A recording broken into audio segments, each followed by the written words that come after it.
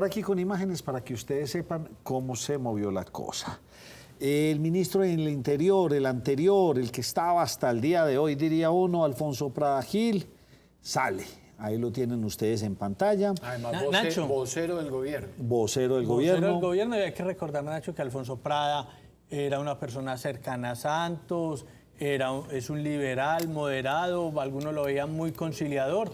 Era puente, obvio, desde su cargo era puente con el Congreso de la República. Castigando ahí, que enseguida doña Andrea Sierra nos va a explicar un poco Nacho, por todo lo que ha pasado. Es uno de los cargos, diría uno, que los más importantes que tiene y de los que sale, porque precisamente, como decía José, es el encargado de servir de un lado y de otro. En un gobierno de reformas, sí, es el más claro. Ojo, aquí hay un entendido clarísimo que tenemos que dejar desde ya.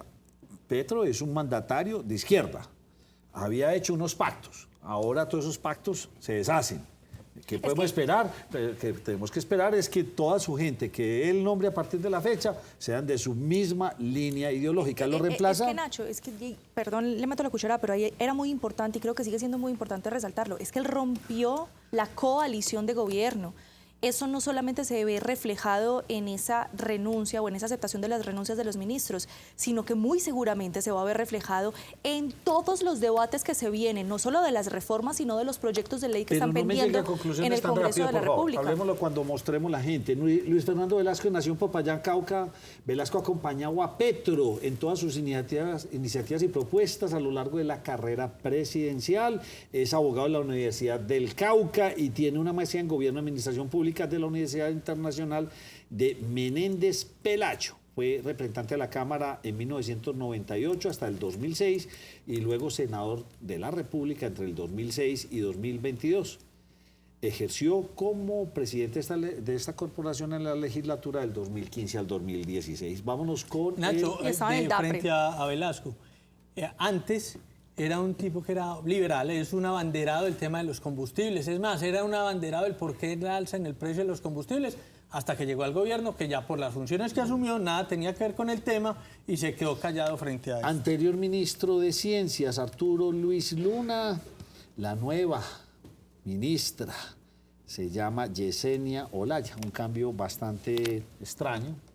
No sabe uno por qué de fondo tiene la salida del señor Arturo Luis Luna. Yesenia Olaya, quien desde noviembre había llegado al Ministerio de Ciencias para ocupar el cargo de viceministra de Talento y Apropiación Social del Conocimiento. Qué cargos tan extraños. Es doctora en Antropología de la Universidad Nacional Autónoma de México, donde también realizó una maestría en Pedagogía y Sociología de la Universidad de Caldas. Además, se ha desempeñado como coordinadora académica del Certificado en Estudios Afro-Latinoamericanos, el Afro-Latin American Research Institute de Harvard University. Tenemos una nueva ministra de Ciencias. Vámonos con una también muy insospechada, defensora completa del proyecto del gobierno actual, Carolina Corcho. Ella es antioqueña. Sí, señor. Sí, señor. De la Universidad de Antioquia. De la Universidad de Antioquia. Extrañísimo, ¿no le pasó o muy enredado? Pero lo que es que no logró consolidar ese proyecto y se cerró a escuchar muy pocas personas, no logró hacer coaliciones con... Pero mire, Nacho,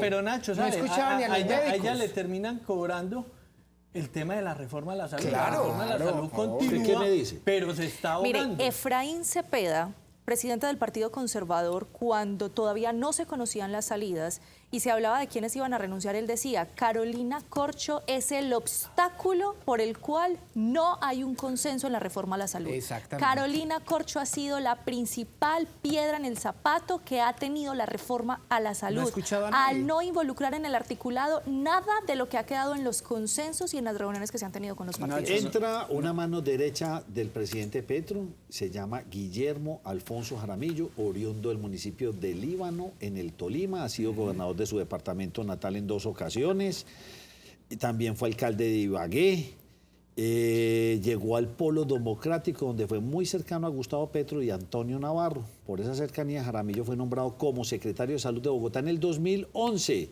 y luego en el 2013 en la alcaldía de Gustavo Petro fue designado como secretario de Gobierno. En el 2014 dejó ese cargo para liderar el No a la revocatoria de Petro como alcalde. O sea, Entonces, que llega un petrista puro. Vamos encontrando los cercanos. ¿Ustedes iban a hacer algún comentario al respecto de la Corcho adicional? Sí, ¿Usted, Fernando Cifuentes? Sí, no se le olvide, Nacho, y televidentes, que por lo menos eso suponemos, todos estos cambios y esfuerzos, lo que buscan no es solamente una retaliación por lo que está pasando en el Congreso. Lo que busca es enderezar el camino, que las reformas pasen. Y una de las formas para que la reforma pase es cambiar, esté o no de acuerdo con eso, refrescar el ambiente del Ministerio de Salud, para que haya margen de maniobra, margen de negociación, se vuelvan a repartir las cartas y sin una figura desgastada puedan renegociar, porque el gobierno, le aseguro, además porque la reforma no se ha caído, pasó. La reforma pasó. La reforma pasó. El gobierno no renuncia a que esa reforma pase. Tendrá que negociar y por eso tiene nuevos negociadores. Pero recuerde cómo pasa la reforma. La reforma pasa de 21 representantes que debían votar, 10 la aprobaron que continuara, 8 que no. Y hubo 3 que no votaron, que se salieron, dos del Partido Conservador, uno del Partido de la U, que era quienes en el primer trámite le habían dado viabilidad al proyecto. Y hoy se canceló la sesión en la Comisión Séptima. Comisión Séptima de la Cámara de Entonces, Representantes. lo que quiere decir que no hay un consenso todavía de votación. Lo que quieren es Pero tener usted puede opinar tranquilo. Pero es extraño realmente, si quiere recomponer el camino en términos de esta reforma, que le quitó a los conservadores al ministro que les había entregado, el ministro de Transporte, Reyes. exacto, que todavía no lo han mencionado ustedes, es conservador y se los quitó realmente. Entonces no entiende uno cómo realmente cuando los conservadores, se supone que en la votación que iba a haber, cuando ya se iba a discutir el articulado en plenaria, hoy esta mañana escuchaba yo en diferentes fuentes en radio que decían los representantes que ellos no iban a votar favorable el articulado de la reforma. Entonces parece extraño que cambie a Carolina Corcho por el activismo tan marcado que ella y la intransigencia, sobre todo en términos políticos, pero es realmente dudoso ese hecho de que le quita el voto a los liberales o le quita el ministerio a los liberales y entonces a los conservadores, y ahí se entierra realmente entonces el voto de esa bancada. Y aquí porque van a negociar voto a voto. Sí, señor. Uno a uno. Y así- no compartir. Y así es mucho más costoso el asunto. No, claro. Cifuentes, ¿y más qué costoso. pasó ahí de fondo? ¿Qué pa' qué? Se resquebrajó el Partido Liberal. Claro, ya todos sus congresistas y representantes de la Cámara están de pelea. Entonces yo ya no le voy a hacer caso al señor Gaviria y entonces cambiemos al dirigente, a nuestro líder. Entonces Petro ahí mete un gol.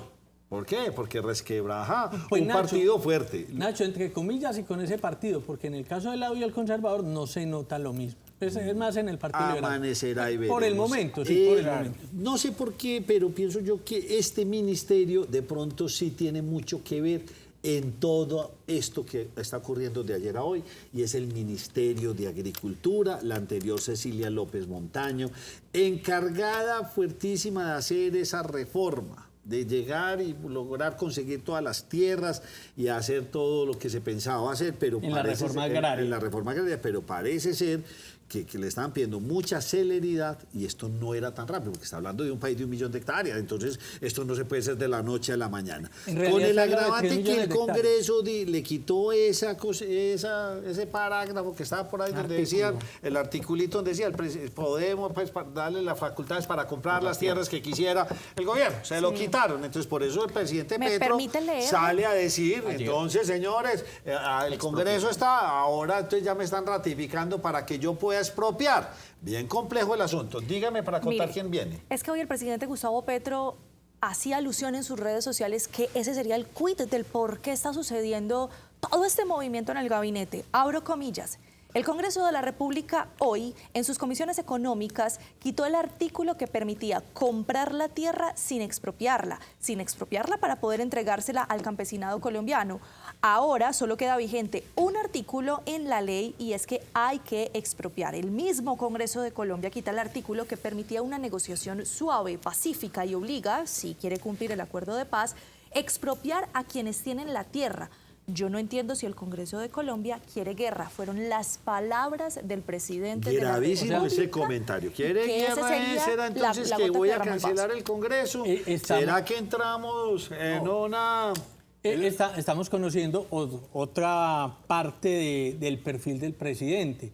Ya no estamos viendo el conciliador de los anteriores meses, sino estamos viendo otro que es un más autoritario y que quiere imponer más. ¿A quién nombran? Usted iba a decir algo y lo... No, que lo que interpreto yo de esa declaración del presidente es que si había una herramienta que era netamente de negociación y no una herramienta judicial en contra del propietario, pues que el gobierno, el Congreso lo que está obligando es que al gobierno entre en contra del ciudadano. Así lo entiendo yo, no una guerra contra el Congreso, una guerra contra el ciudadano. Nacho, yo quiero aportar algo alrededor de lo que decía José. José, yo creo que ya conocíamos ese talante. Sí, claro. Realmente, ¿por qué? Porque se está prácticamente repitiendo lo que le tocó vivir a la ciudad de Bogotá cuando Gustavo Petro fue alcalde. Realmente estamos repitiendo lo mismo, el remesón de funcionarios, nada más y nada menos. Hoy, antes del movimiento de los 7 ministros, hacíamos la cuenta y habían por lo menos 20 funcionarios, entre ministros, viceministros y directores de departamentos administrativos que habían sido removidos hasta el momento. Entonces, súmele a esos 20, más todos los cargos y mandos medios, súmele el remesón ministerial que hay hoy, que realmente despierta un clima de incertidumbre en el país. Esta es la segunda crisis ministerial de cuenta de la reforma a la salud. Ya había salido solo Alejandro 9 Gaviria. meses. Cecilia López Montaño, como ustedes la vieron, ella es liberal y va a ser reemplazada por Jennifer Mojica Flores, abogada y defensora de derechos humanos. Fue directora de Asuntos Étnicos de la Unidad de Restitución de Tierras. Quedan las dudas ahí sobre su sapiencia para manejar este ministerio tan importante, sobre todo ahora que hablamos de reforma agraria, campesinos, productividad, recuperar la tierra, más sembrados, quedan como dudas. Nacho, vea, frente al tema, qué pena, Robert, frente al tema de Cecilia, hay que recordar que Cecilia, liberal, en su momento cercana a César Gaviria, salió mal del gobierno de César Gaviria, pero fue cercana en su momento, samperista. Entonces ahí también pues está marcando distancia con ellos. Importante dato alrededor de la nueva ministra de Agricultura, Jennifer Mojica Flores. En septiembre de 2013 fue inhabilitada por 10 años por una serie de irregularidades mientras estaba en el INCODER. Además de que ha sido, digamos, ella ha ratificado muchas veces o en muchas ocasiones que comulga con varios de los principios del Partido Socialista Unido Venezolano. O sea, que le falta en la mesa, gravísimo ese asunto. O sea, le faltan que... De ahí la palabra expropiación. Pero le faltan entonces de aquí a septiembre para cumplir la inhabilidad, ¿o qué? Pero hay que recordar que Petro levantó a través de que llegó en el gobierno, levantó ciertas inhabilidades que incluso todavía ustedes no han hablado del ministro de Hacienda. No. El ministro de Hacienda realmente estaba también inhabilitado realmente por los problemas para allá. Pero eso sí tiene Nacho, y finalmente que se me queda en el caso de Prada. Prada muy cercano a Juan Manuel Santos. Y recordemos que Santos prácticamente le dio como una estocada al proyecto de reforma a la salud ayer en unas declaraciones que dio donde daba a entender que la salud en Colombia es muy buena. Entonces también le pasa cuenta de cómo lo ratificó durísimo en varias emisoras de radio. Ministro de Transporte, Guillermo Reyes, cuestionado por estos días con el reporte coronel que en un avión de uno de los contratistas. El nuevo se llama William... Conservador, importante, la cuota conservadora en el gabinete. Bien, que se fue. William Camargo fue el encargado de planeación y movilidad en la alcaldía de Bogotá. O sea, lo que vemos es casi que traer todo su gabinete de la administración de cuando fue alcalde de Bogotá y lo trae al gobierno nacional. Su gabinete dirigió el Instituto de Desarrollo Urbano IDU bajo el mandato del entonces alcalde Petro. Es egresado de la Universidad Pedagógica y Tecnológica de Colombia como ingeniero de transporte. Asimismo tiene estudios de planeación urbana y desarrollo, Universidad Javeriana, especialista en transporte de la Universidad Nacional. Este es el nuevo ministro de Transporte. El caso más sorprendente, muchos están a la espera y por eso invitamos al doctor Robert NG a que nos acompañara hoy.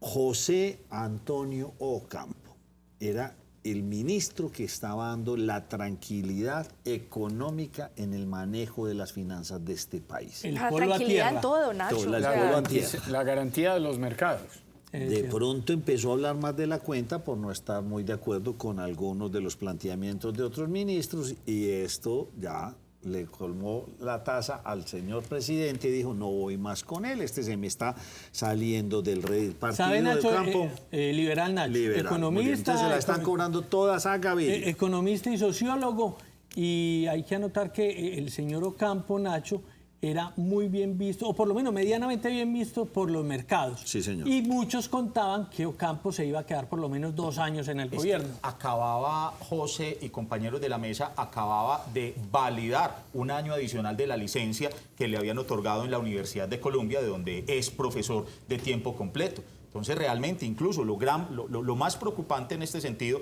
es que hoy, precisamente, estaba reunido con una de las agencias calificadoras de riesgo, Moody's, en donde estaba reunido en pleno remesón ministerial diciendo que confiaran los mercados que realmente el cargo de él no estaba en peligro. Y todos realmente nos enteramos ahorita, después de pasado el mediodía, de esta noticia, y es realmente preocupante. Ahorita hablábamos, o vamos a hablar alrededor del programa, una serie de indicadores que nos ponen en riesgo desde el punto de vista económico. Creo que Ocampo también se enteró pasado el mediodía. Sí, Le pasó como a los ministros del pasado remesón, que se enteraron. Y yo tengo una teoría. Realmente a Ocampo le cobraron realmente algo, un dato muy puntual que tiene que ver con la reforma a la salud. Yo no sé si ustedes se dieron cuenta que hubo un cruce de trinos entre el presidente y la periodista Vicky Dávila en razón a que un congresista del Partido Liberal envió un derecho de petición al Ministerio de Hacienda para que realmente le informaran cuál era el costo real que tenía la reforma a la salud. Y resulta que ese costo real está muy por encima de lo que todo el gobierno y el presidente ha promulgado desde que se conoce el proyecto. Son 114 billones de pesos en 10 años. Dios mío, 114 billones de pesos son aproximadamente así, a títulos gigantes, por lo menos 5 reformas tributarias como la que aprobó el Congreso el periodo pasado, con algo muy preocupante, como el derecho de petición exigía un detalle de cuál iba a ser el gasto. Por lo menos 5 billones en promedio durante los 10 años son para financiar el sistema público y 2 billones adicionales son para infraestructura, que es donde, perdónenme como lo voy a decir, es donde se están saboreando y frotando las manos los políticos, alrededor de esos 7 billones de pesos anuales que ellos van a administrar a través del papel de las ADRES regionales. Como el Ministerio de Hacienda tuvo que entregar la información detallada, pues tenía que cumplir la ley. Era un derecho de petición. Realmente creo que por eso es que se la cobran. Se la cobran porque el país se enteró de que el costo de la reforma es mucho más grande del que realmente se había dicho y son 114 billones de pesos que podríamos utilizar para muchas otras cosas en el país.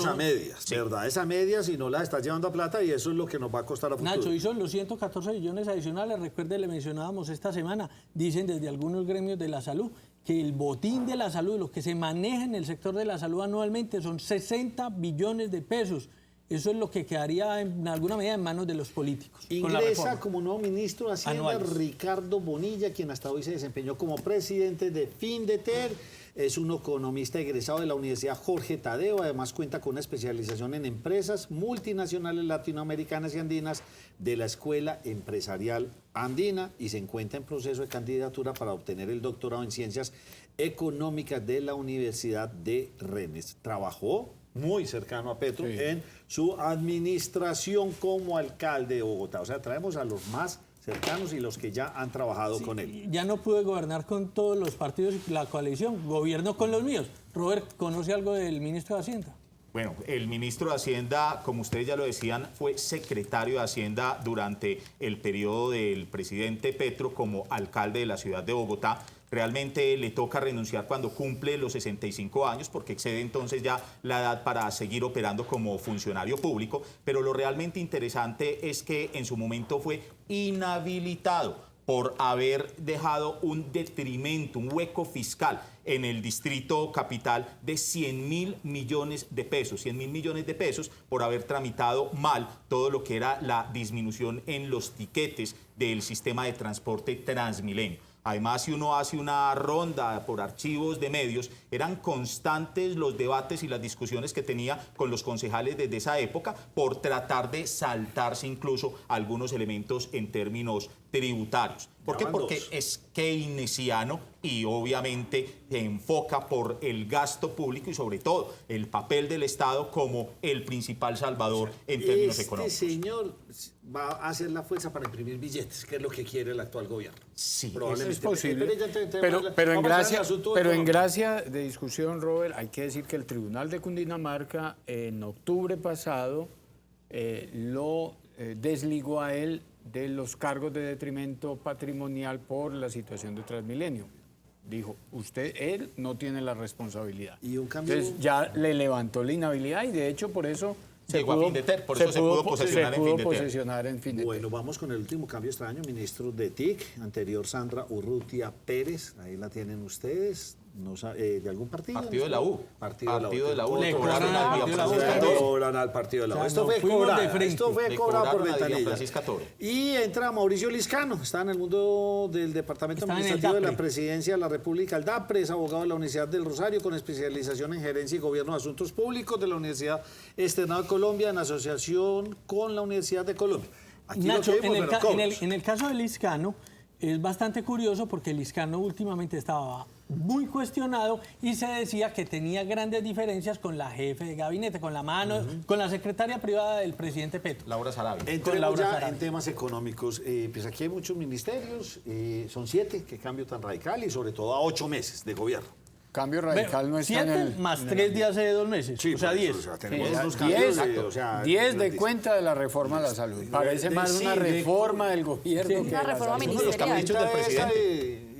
Y de la López también, que de pronto no le funcionó con ese revolcón que Pero quiere es que hacer la reforma en tierras. pasó, es que lo curioso es que la reforma pasó. Pasó la ponencia, Pasó la pero ponencia, realmente el articulado No es va a el que se pasar. tiene que empezar a Y discutir el y ahí es cuento es donde van a jugar con cómo los pasa la congresistas. ponencia. 10 a 8 y porque 3 se Pero retiraron. uno sacar a esta cantidad de señores. ministros por un voto de Sí, una congresista, una sí, así de representante fácil es. antioqueña. Con eso rompo todas mis afiliaciones y me voy ya con mi gente. Con todos los que están de acuerdo con mi Con mis pensamiento. posturas ideológicas, Sí, señor, con políticas, ideología. con mi modelo de Pero, país. el de Ocampo es el Donde que no más, pase. yo siempre lo decía en este programa y lo hablaba en los corredores y decía, hombre, tal vez el ministro que no se podría caer es el ministro de Hacienda. Ocampo. ¿Por qué? Porque Ocampo le da, así sea cuestionado o no, podría darle más tranquilidad en el manejo de la economía del país. ¿Qué puede pasar? ¿Qué puede pasar? Ya lo estamos viendo. ¿Qué está pasando? Ya está pasando. Ustedes saben que el mercado cambiario es, digamos, uno de los mercados que más refleja, digamos, de forma inmediata la incertidumbre que hay alrededor de la economía de un país. El mercado cambiario, el mercado spot cerró a la 1 de la tarde, ¿cierto? Y todo lo que conocemos lo conocemos después de la 1 de la tarde. Después de la 1 de la tarde, cuando cierra el mercado spot, donde se compran y venden los dólares, entra a funcionar el mercado next day, o sea, el dólar next day. El dólar en el mercado spot cerró hoy en promedio a 4.548 pesos. Antes de empezar el programa revisaba y ya se acercaba el dólar next day a los 4.700 pesos. O sea, en solo cuestión de horas ha perdido más de 100 pesos el valor del dólar como se está negociando por fuera del mercado. Páreme ahí.